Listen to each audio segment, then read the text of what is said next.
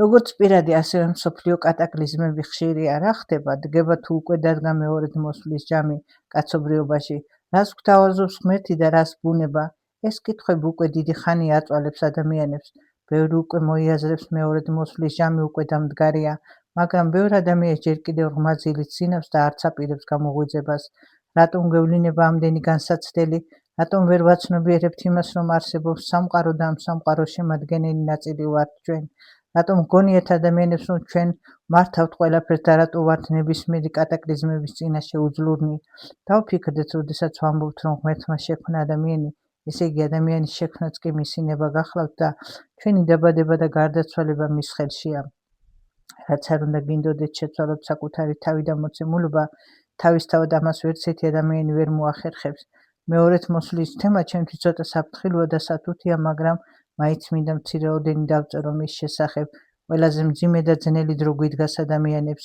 მიდის სამყაროს გადაწყობა, როდესაც კოსმოსსა და სამყაროს ენერგიებზეა საუბარი, აქ უკვე დასაფიქრებელი არის ჩვენი მდგომარეობა. ადამიანთა დიდი ნაწილი პროცენტულად უკვე გამოიმუშავებს უარყოფით ენერგიებს. როდესაც ჩვენ კოსმოსში უარყოფითს უშვებთ, ისე უარყოფითი გვიბრუნდება და რატომ? იმიტომ რომ უარყოფით ენერგიები ძალიან დაბალ დონეზე გაედინება და შესაბამისად გვიბრუნდება უარყოფითი, რომლის მომხმარებელიც ჩვენ გახლავართ.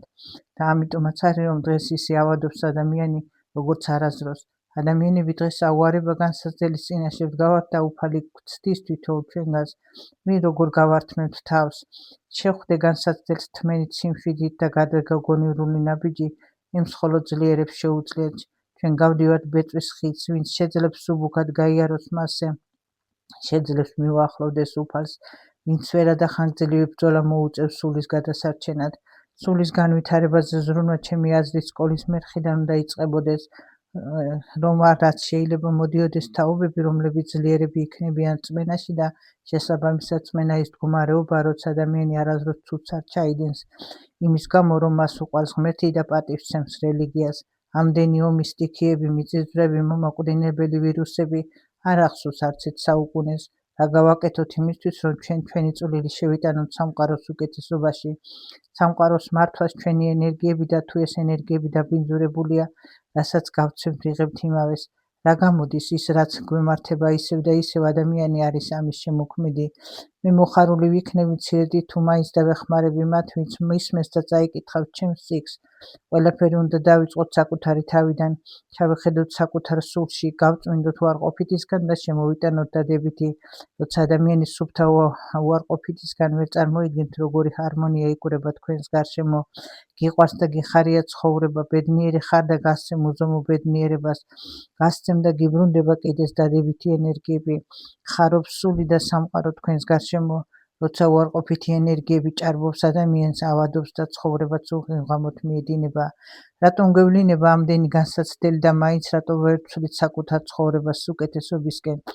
განსაცდელი იმიტომ მოდის, რომ დავინახოთ ის, რასაც ვერ ხედავდით, გავიაზროთ, რასაც ვერ ვიაზრებდით, შევძვროთ ის, რასაც ვერ ვძლებდით.